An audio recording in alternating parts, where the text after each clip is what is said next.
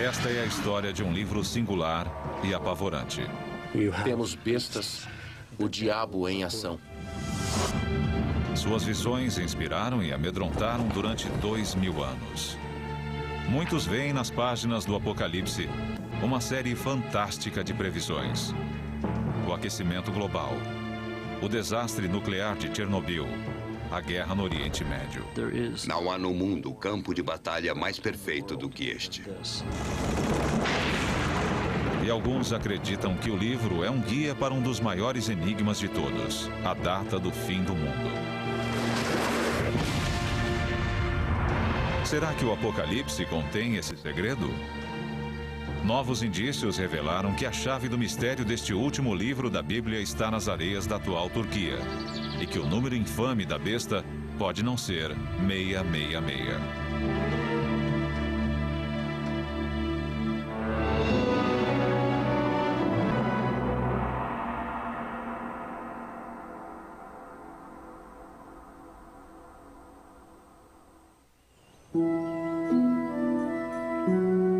Para entender o Apocalipse, precisamos saber quem o escreveu e onde. Aproximadamente 60 anos após a morte de Jesus, uma coleção de pergaminhos foi entregue à pequena comunidade cristã em Éfeso, na Ásia Menor, atual Turquia. Os pergaminhos continham o que agora é conhecido como o Apocalipse, o livro da Revelação. O nome do autor estava lá: João.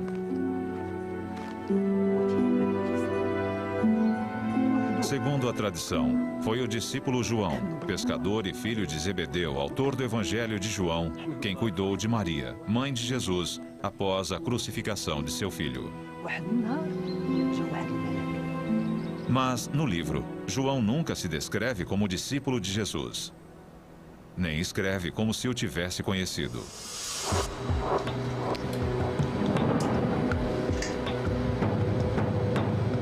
Agora, novos métodos científicos podem ajudar a solucionar a questão sobre quem foi o verdadeiro autor. Sir Anthony Kenny é um perito de destaque em estilometria, que analisa as técnicas da escrita. O que mais caracteriza os autores não são aquelas palavras especiais consideradas favoritas, mas a frequência com que usam palavras muito comuns. Duas dessas palavras comuns examinadas por Sir Anthony foram de, um termo similar a mas, e kai, que significa e. O termo e é 2 vezes mais frequente no Apocalipse, assim como em qualquer outro livro do Novo Testamento. Enquanto o Evangelho de João não o aprecia muito, sendo usado menos que a média. Por outro lado, o termo grego de, que é muito frequente em qualquer outro texto grego que já conheci, ocorre apenas 7 vezes em todo o livro da Revelação. Sir Anthony fez 99 testes similares aos do Apocalipse no Evangelho de João. Seus resultados foram conclusivos. Usando uma simples técnica de estatística, consegui reunir esses 99 testes de uma forma em que pude discriminar os textos. E, no final, eu vi que o 4º Evangelho e o Apocalipse eram coisas distintas.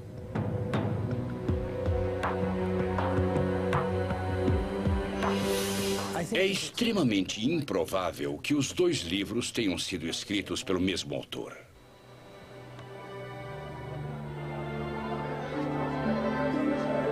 Sendo assim, tudo indica que João, o discípulo, não escreveu o Apocalipse. Greg Carey, perito no assunto, acredita que haja outras pistas no livro que indiquem o seu autor. João se dirige ao seu público de um modo direto.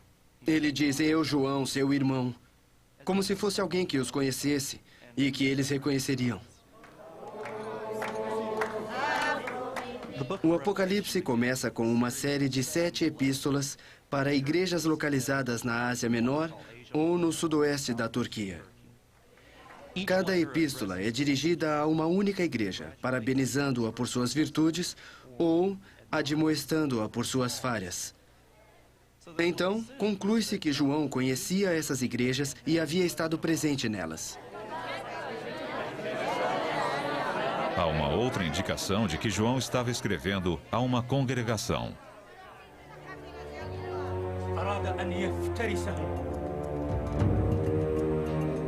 O Apocalipse de João, que significa revelação, descreve as visões distintas de anjos e monstros. A epístola, que deve ter sido ditada a um escriba, não é uma correspondência de rotina enviada a uma igreja cristã. João tem algo importante a dizer e usa a imaginação de sua plateia para ajudar a expor suas ideias. É importante lembrar que o Apocalipse foi escrito para ser ouvido. João abençoa os que ouvem as palavras da profecia, assim como aquele que a lê presumivelmente em voz alta para uma plateia.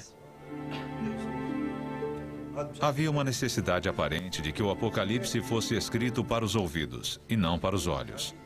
A maioria das antigas comunidades cristãs tinha algumas pessoas alfabetizadas e elas provavelmente eram líderes daquela comunidade, mas a maioria era analfabeta e isso refletia a sociedade em geral. É quase certo que João fosse um homem de autoridade na igreja, escrevendo para os seus rebanhos na Ásia Menor. Mas isso ergue uma questão fundamental. O dragão de 7 cabeças e os 4 cavaleiros apavorantes são imagens incomuns, mesmo para os padrões do século I. O que fez João recorrer a imagens tão medonhas para transmitir sua mensagem? Para entender o verdadeiro significado do livro, precisamos voltar às suas raízes. Segundo a Bíblia, João escreveu o Apocalipse na ilha de Patmos, perto da costa turca, naquela época sob o controle do Império Romano. João diz aos fiéis que está na ilha por causa da palavra de Deus e o testemunho de fé em Jesus. Sempre que o Apocalipse menciona o testemunho de Jesus, ele o liga a sofrimento. Na verdade, a palavra grega martus para testemunha se transformou no nosso termo mártir e assume esse sentido primeiramente no livro da Revelação.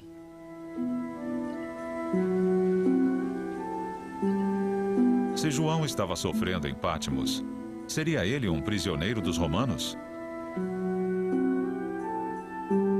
Ian Boxall é perito sobre o autor do Apocalipse. Esta é a caverna onde, segundo a tradição, João tem suas visões. Aqui neste lugar é onde ele tradicionalmente apoiava a cabeça. E como não era muito ágil, segurava nisto aqui para se erguer. João, segundo todas as tradições, está aqui como exilado. Elas diferem precisamente quanto ao porquê de ele estar aqui, sobre quem o exilou, mas todas elas concordam que ele estava aqui em virtude de sua crença cristã. Embora não haja nenhum indício arqueológico de uma prisão romana, a localização da ilha sugere que servia a um propósito militar. Patmos pode ter sido uma de uma série de ilhas-fortalezas que defendiam um importante porto marítimo de Mileto, a 65 quilômetros dali no continente. Era um lugar ideal para confinar exilados.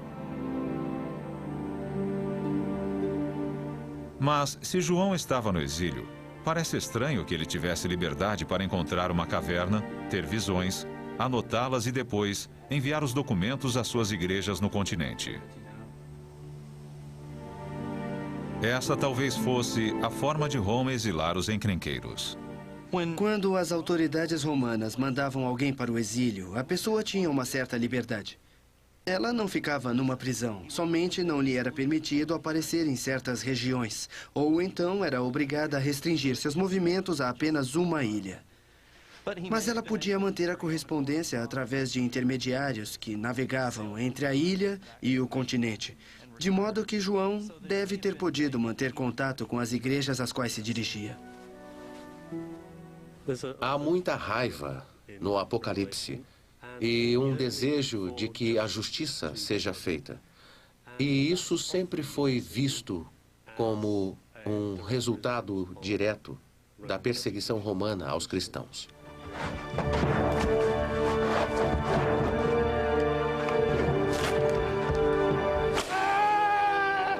Diante disso, João tinha toda a razão de estar revoltado. O fato é que, no século I, as autoridades romanas perseguiam sistematicamente os cristãos por todo o império. Acredita-se que a violência começou cerca de 20 anos antes de o Apocalipse ser escrito, sob o reinado do imperador Nero, em 64 d.C. Segundo a tradição, Nero culpava os cristãos pelo incêndio trágico e catastrófico que devastou a cidade naquele ano. Alguns cristãos foram crucificados. Ele usou seus corpos como tochas para iluminar os caminhos até a cidade.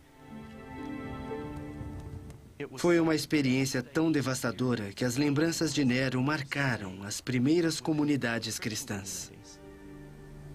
A maioria dos acadêmicos concorda que Nero realmente perseguiu os cristãos. Mas o Apocalipse provavelmente não foi escrito sob Nero. Foi datado por volta de 90 d.C., no reinado do imperador Domiciano. Indícios no próprio livro parecem indicar que Domiciano era bem menos brutal que Nero. Se o Apocalipse tivesse sido motivado pela perseguição à comunidade de João, era de se esperar que ele citasse uma série de mártires pelo nome. Na verdade, o livro da Revelação menciona apenas um. O livro é obcecado por aqueles que morreram em virtude de seu testemunho a Jesus, e seu número chega a milhares. Mas ele apenas menciona um, chamado Antipas, que morreu por causa do seu testemunho de fé.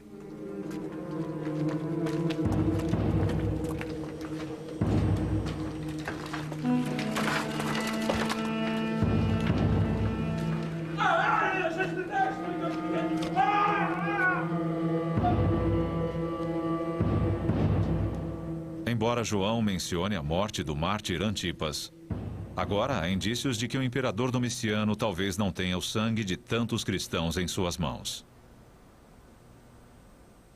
Historiadores recentes começam a questionar se Domiciano realmente perseguiu os cristãos e se ele foi de fato um tirano, segundo os relatos de antigos historiadores. Não existem muitas provas quando se começa a investigar esse aspecto.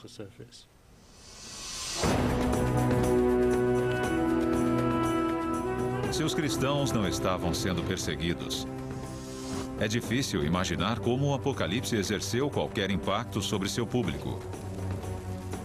João deve ter tido outro alvo.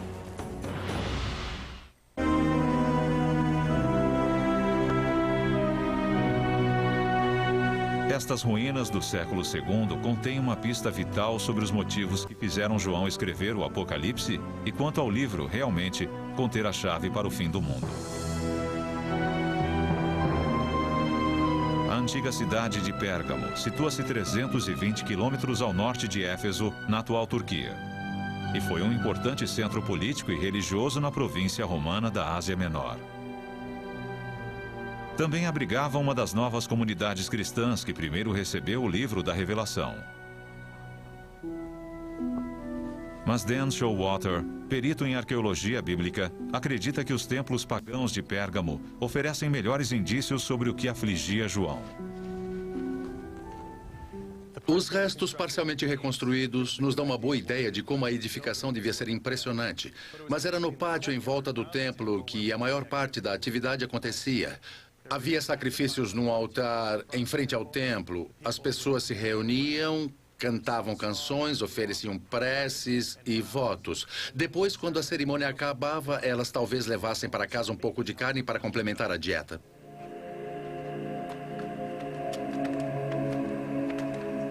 João estava familiarizado com a veneração pagã, mas essa prática religiosa crescia em popularidade e estava em conflito direto com o cristianismo. Ela havia começado cerca de 100 anos antes de Domiciano, com a construção de templos a um novo deus, o imperador Augusto. Deve ter havido sacrifícios no templo imperial, onde as pessoas da cidade se reuniam e participavam honrando a presença e o poder de Roma e o imperador como indivíduo. Essa idolatria se espalhou pela Ásia Menor durante todo o século I. Todas as cidades do Império Romano tinham muitos templos, mas eram construídos para se adorar e agradecer a uma pessoa viva, um deus imperial.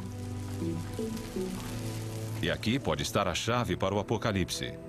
Para João, esse culto ao imperador era uma terrível blasfêmia. João teria resistido ao culto imperial porque contrariava a crença em Jesus, algo que ele tinha muito interesse em promover.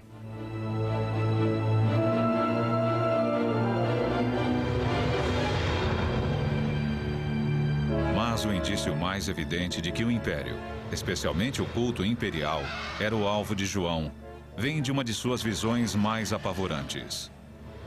Uma besta terrível que declara guerra ao povo de Deus. A besta, ele escreve, exige veneração. E isso fornece a primeira pista quanto ao que isso realmente representa. A adoração aos deuses imperiais havia se tornado extremamente popular, a ponto de as pessoas que não participassem serem consideradas como pessoas desleais. Nessa estranha visão, a besta não tinha uma cabeça, mas 7. Na época de João, 7 imperadores haviam governado o império. João nos diz que são 7 reis ou soberanos. E embora os estudiosos discordem quanto ao qual imperador romano essas 7 cabeças representam, elas parecem representar o poder imperial romano. João também associa a besta às 7 colinas. E é claro, a cidade de Roma era conhecida na época, assim como hoje, como a cidade das 7 colinas.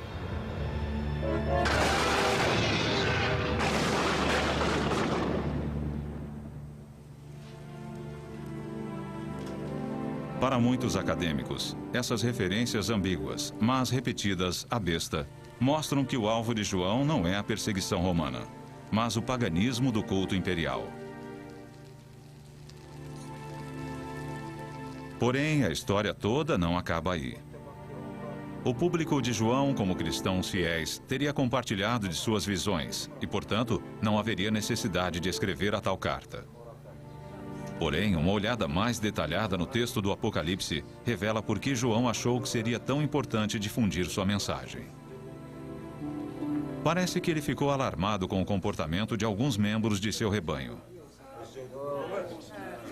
Uma dessas igrejas se encontrava em outra parte do Império Romano. Ao sul de Pérgamo ficava a antiga cidade de Éfeso.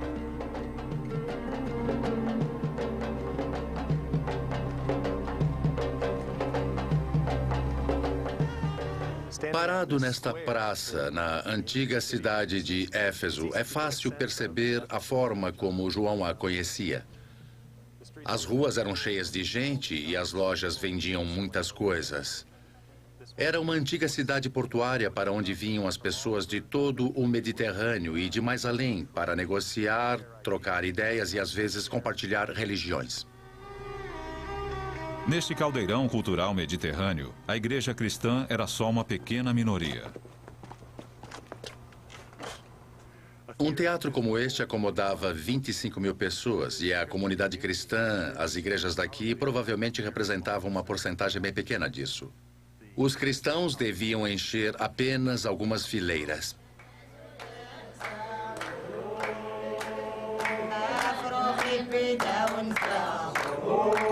A pressão sobre essas comunidades era grande, especialmente num próspero centro pagão como Éfeso. Pressão que poderia enfraquecer a fé de uma igreja ameaçada. Seus vizinhos estavam continuamente celebrando os vários deuses que eram populares na região, assim como os deuses imperiais de Roma e, às vezes, até o próprio imperador. Havia símbolos das várias divindades por todo lado.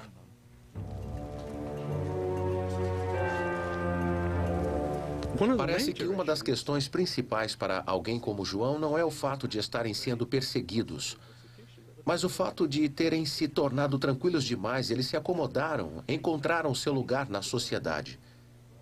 E ele quer sacudi-los um pouco. Se João escrevia para aqueles cristãos que haviam começado a venerar os imperadores de Roma, isso ajudaria a explicar por que o último livro da Bíblia foi escrito. As visões pouco tinham a ver com profecias sobre o futuro, sendo isso, sim, uma crítica aos que haviam aderido ao culto imperial.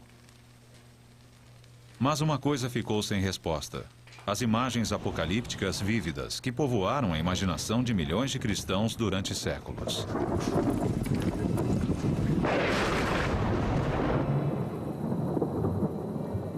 Que significado essas visões poderiam ter para as igrejas de João? Talvez pouco tivessem a ver com o culto do imperador divino, e tudo a ver com as visões de um futuro aterrorizante.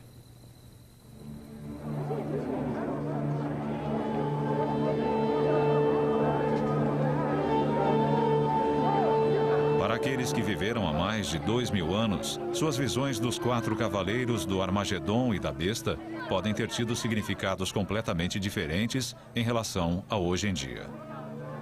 Alguns as veem agora como sinais do fim do mundo, mas isso não é necessariamente o que João quis dizer.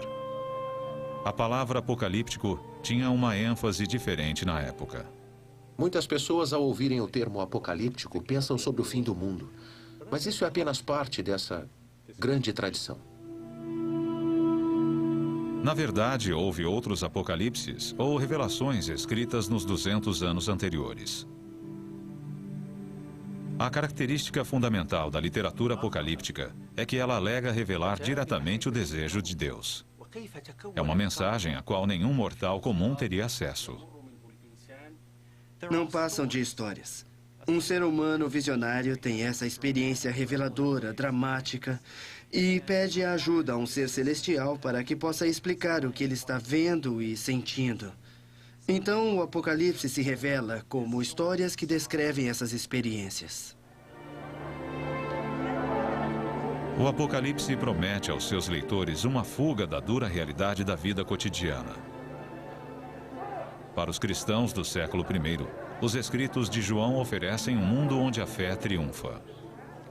Eles prometem aos seguidores um mundo de Deus, seja no reino celestial ou no futuro próximo.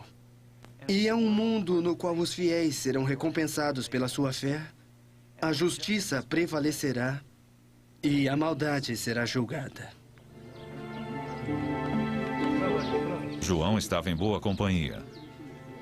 Alguns estudiosos acreditam que o próprio Jesus foi profundamente influenciado pela literatura apocalíptica.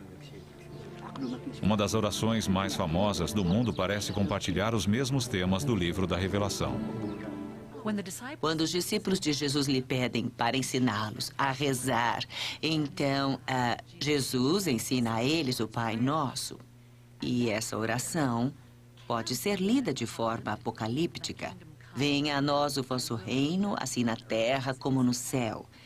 E isso implica que o reino de Deus ainda não veio para a terra, que a vontade de Deus não está sendo cumprida na terra.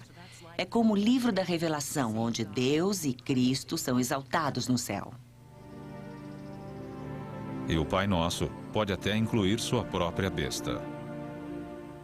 Com a chegada do reino de Deus, os poderes do mal farão tudo para combatê-lo. Então, temos as bestas, temos a ação do demônio e talvez este seja o significado do final do Pai Nosso. Não nos deixeis cair em tentação, mas livrai-nos de todo o mal. Provavelmente livrai-nos do mal maior, do poder de Satã. Se Jesus usou imagens apocalípticas, por que não o seu discípulo João?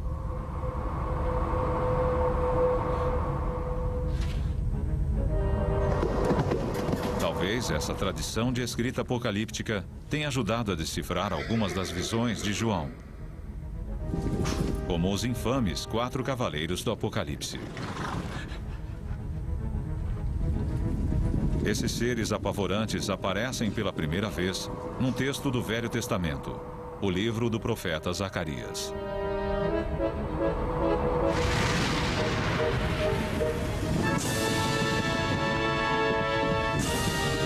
Mas João não apenas copiou essas imagens.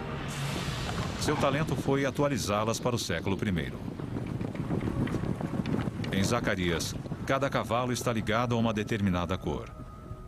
João aproveita essa ideia, mas lhe dá uma nova conotação. Seu público, no século I, provavelmente teria entendido o significado das cores. Ian Boxall acha que pode desvendar o código de João.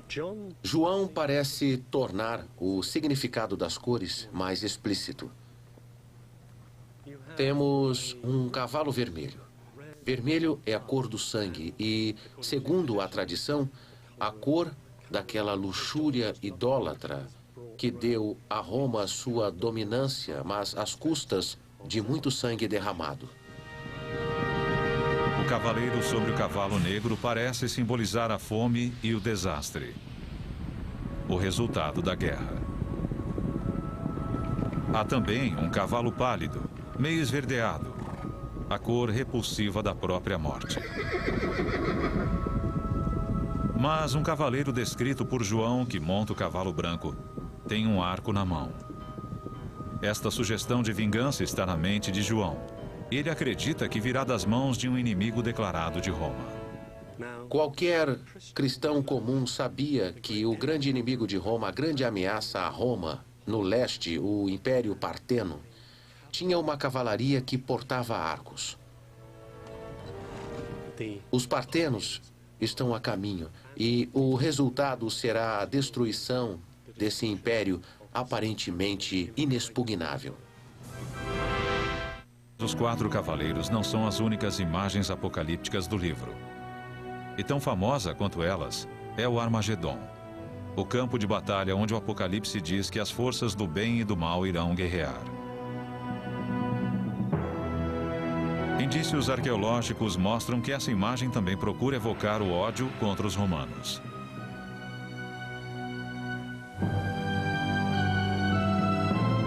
Esta é Megido, no Vale Jezreel, atual Israel. Os arqueólogos acreditam que seu nome contém uma pista sobre o local do Armagedon. Em hebraico, Megido era na verdade Har Megido, a montanha de Megido. Daí temos Har Megido, Har Magedon e Armagedon. E realmente, em algumas das antigas versões do Novo Testamento, escritas em grego, Armagedon tem o som aspirado no início, que significa que era pronunciada com H. Originalmente era Har Magedon, e é muito fácil passar de Har Megido para Har Magedon. Este local tranquilo parece improvável para João escolher como lugar da batalha do fim do mundo. Mas, na verdade, é inteiramente adequado. O Vale de Jezreel era o local mais sangrento da Palestina que João conhecia. Na época em que ele escreve, no século I depois de Cristo, já havia ocorrido 12 ou 13 batalhas em Megido ou no próprio Vale Jezreel.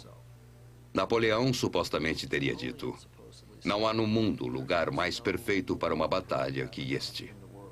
E ao observarmos esse vale, é fácil acreditar nisso. Os arqueólogos acreditam que também haja uma razão muito prática para João ter escolhido Megido como local da batalha. Naquela época, o lugar servia de base para um dos exércitos mais brutais do leste do Mediterrâneo, a 6ª Legião Romana. Sabemos que os romanos tinham um acampamento aqui, o acampamento da 6ª Legião. Estavam ali para exercer uma tarefa que caracterizou Megido através da história: proteger a área, controlar a passagem e as rotas de comércio. A 6ª Legião era conhecida por sua força e crueldade na batalha. Eles eram implacáveis. Seus soldados tinham uma reputação particularmente ruim entre as legiões romanas. Eram famosos por sua brutalidade e usavam todos os meios conhecidos empregados pelos romanos para subjugar os cidadãos, crucificá-los, esfolá-los vivos. Eles crucificavam as pessoas ao longo de todo o litoral até Jerusalém. Não havia melhor local para ver uma batalha entre as forças do bem e do mal que na base de um exército cuja reputação causava medo por todo o império. Qualquer um naquela época sabia que os legionários estavam acampados aqui. Eram as forças das trevas atuando em Megido. João percebeu que qualquer batalha importante para o controle dessa região ou do mundo teria de envolver Megido. Havia sido essencial nas batalhas anteriores. Segundo seu ponto de vista, não havia motivo para supor que não seria essencial nas batalhas futuras. Se o objetivo de João no Apocalipse não é prever o fim do mundo, mas atacar o Império Romano usando eventos contemporâneos, uma antiga tradição apocalíptica, talvez possamos ver, de modo diferente, a profecia mais famosa de todas. 666, o número da besta. Se a besta se refere ao imperador, então o que João quis dizer com esse número? O mundo antigo adorava quebra-cabeças. Um truque comum era usar números para disfarçar um nome. Nos alfabetos grego e hebraico, cada letra possuía um número correspondente. Então, se somássemos os valores de todas as letras do nome, obtínhamos um código numérico. Aqui temos um bom exemplo. Ana, escrito em letras maiúsculas gregas que equivalem às nossas. O número A, alfa, é 1 e o número N é 50. Então, um pouco de aritmética simples. E temos 102, que é o número do nome Ana. Existem grafites antigos que sugerem que essa brincadeira tinha um propósito basicamente frívolo. Há um exemplo bem interessante achado numa parede de Pompeia que dizia: amo a garota cujo número é 545. Ela sabia que seu número era 545. Outros talvez precisassem fazer alguns cálculos para descobrir quem era ela. Mas para João, essa brincadeira é séria. Ele nos dá o quebra-cabeça ao contrário. Ele dá o número e convida seus seguidores a descobrir o nome. Ele escreve no Apocalipse: aquele que tem discernimento vai calcular o número da besta, pois é um número humano. Seu número é 666. Para os historiadores, a resposta parece óbvia.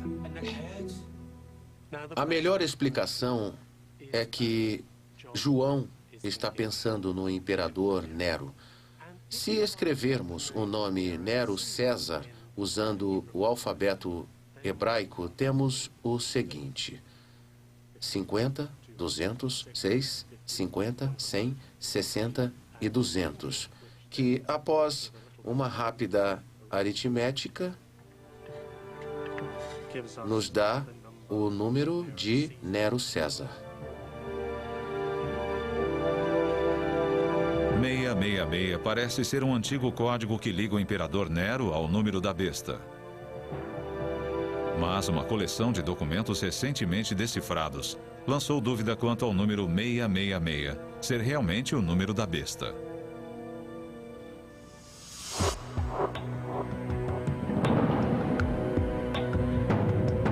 Há 100 anos, um grupo de arqueólogos britânicos que escavava na antiga cidade egípcia de Oxirhynchus fez uma descoberta fascinante. Não um tesouro enterrado, mas papel descartado num monte de lixo com 9 metros de profundidade.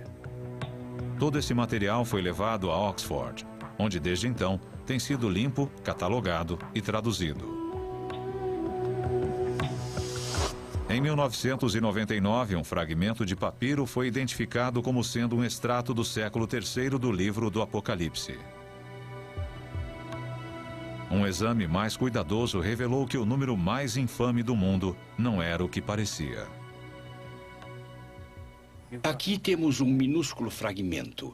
Foi escrito por alguém que era um bom escriba, que escrevia de um modo claro para as pessoas, mas também escrevia bem depressa.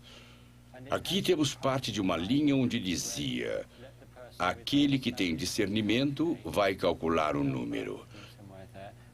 E depois 3 letras que representavam um numeral. As letras são Kai, que equivale a 600, Iota, que seria o nosso eu e equivale a 10, e Stigma, no final, equivale a 6. Então, o número aqui, obviamente, é 616. Se o número da besta é 616, então não corresponde a Nero. Isso indica que o verdadeiro alvo de João era outra pessoa. Se aplicarmos as mesmas regras da brincadeira com os números, surge uma outra figura odiada. Outro imperador romano. Calígula foi imperador de 37 a 41. E Calígula, na verdade, era um apelido. Seu nome verdadeiro era Gaio. Se pegarmos o nome Gaio César e trocarmos por letras gregas, teremos Gaius Caesar. Se dermos um valor numérico a cada uma das letras do nome, teremos 284 para Gaius e para Caesar, 332. Isso nos dá 616.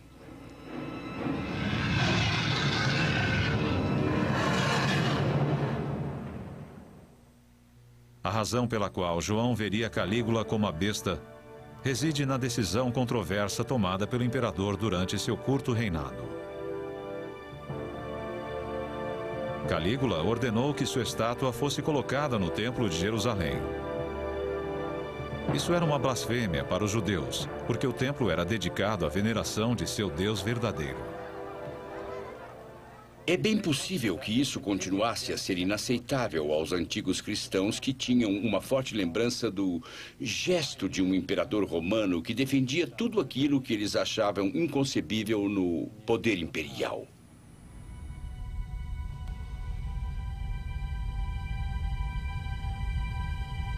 Se o Apocalipse não é uma profecia sobre o fim do mundo, mas um ataque contra Roma, onde ficam as visões de João? Poucos estudiosos negam que ele tivesse visões. Na verdade, as experiências visionárias são tão comuns em outros credos que, no caso de João, elas podem ter servido para inspirar seu rebanho. A visão de João se encaixava dentro da tradição cristã, mas parece ter várias características equivalentes às dos xamãs de outras culturas. Um xamã é alguém que pode entrar em transe controlado, que é capaz de se deslocar a outros mundos, outros reinos, para receber uma mensagem e depois retornar e transmitir essa mensagem ou curar alguém. E João, assim como os xamãs de muitas culturas, tem uma mensagem que ele comunica aos outros. Não é uma coisa só para ele, é uma mensagem para a comunidade. Ele está ali para curar sua comunidade, para apoiá-la, encorajá-la e, às vezes, corrigi-la.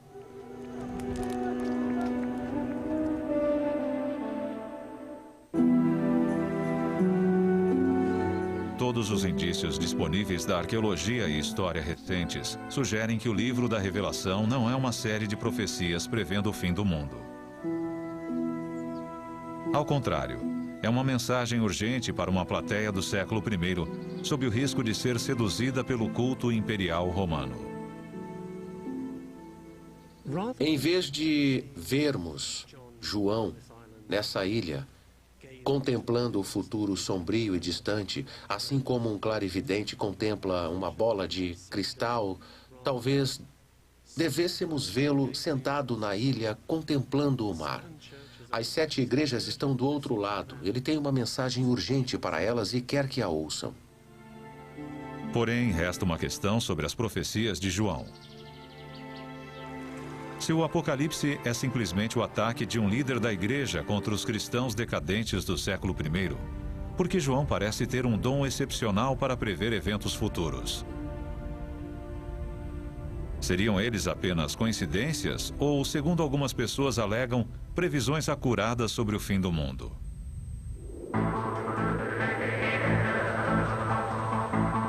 Sua lista de previsões é impressionante. O Apocalipse fala sobre dramáticas mudanças climáticas, a evaporação dos mares, o calor insuportável. Nos últimos anos, os cientistas têm nos alertado com uma urgência crescente sobre o aquecimento global, o efeito estufa e a possibilidade de aumento nos níveis de câncer de pele e os efeitos do aquecimento global sobre os sistemas hídricos do mundo. Outra previsão fala sobre o esgotamento do rio Eufrates para dar passagem aos exércitos do Reino do Leste, composto de 200 milhões de soldados. Nos últimos anos, houve uma série de propostas para construir represas no rio Eufrates. Uma delas se chama Ataturk.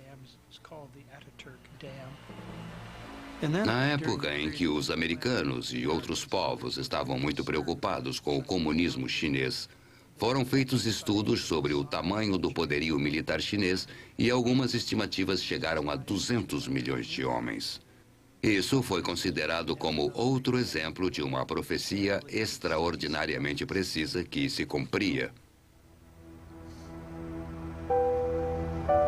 Talvez a mais apavorante de todas seja a que fala de uma grande estrela chamada Absinto, que cai do céu sobre os rios, deixando-os amargos e matando muitas pessoas.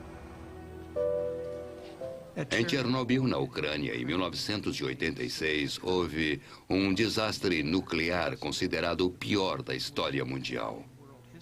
A usina derreteu, uma onda de radioatividade se espalhou sobre a área e os moradores locais morreram ou foram gravemente afetados. Na Ucrânia, a palavra Chernobyl significa absinto. Para muitas pessoas, isso evidencia o dom de João de fazer profecias precisas. Se você acredita que as profecias sejam de fato enviadas por Deus e que elas descrevem eventos futuros, se pudermos interpretá-las corretamente, então todos os eventos que acontecem no mundo assumem um significado espiritual particular.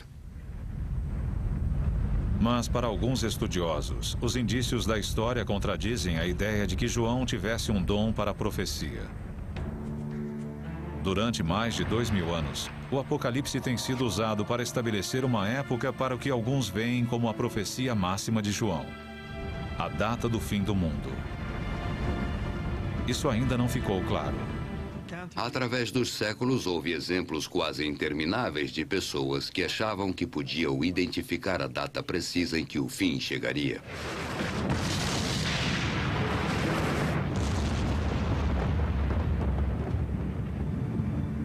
No ano 1000, na Europa, no século XIX, em 1843, 1844, no ano 1666, 1987 e no ano 2000, é claro.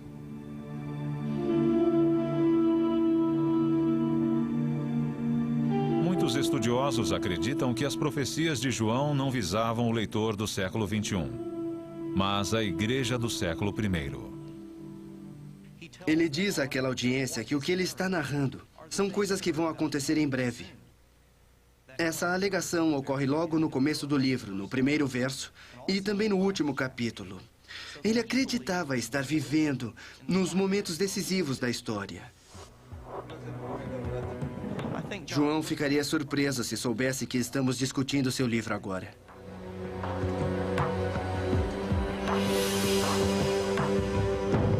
Embora pareça que o livro da Revelação não seja uma visão sobre o fim do mundo, como muitos esperavam e talvez muitos mais temessem, uma das profecias de João pode ter se realizado.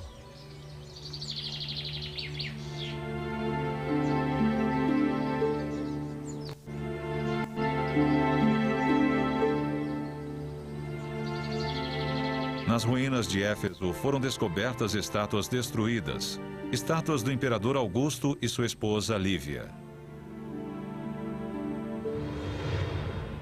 Elas foram vandalizadas. O deus imperial pagão foi marcado com o sinal da cruz. Uma das previsões de João havia definitivamente se realizado. Um acontecimento que mudou o mundo para sempre. No início do século IV, o imperador Constantino decide que essa política de tentar erradicar a igreja não ia funcionar e declara então o cristianismo religião oficial do império. A partir daí, a igreja continua a crescer e a se desenvolver até que, por volta do final do século IV, ela se torna a força dominante dentro do império. A visão de João de que o Império Romano cairia a besta seria derrotada e a Igreja de Deus triunfaria, realmente se concretizou. A visão fornecida pelo autor do Apocalipse sobre a queda de Roma, a destruição de todas as edificações gloriosas das quais ainda restam indícios atualmente, é, de certa forma, a consumação do que João esperava que acontecesse.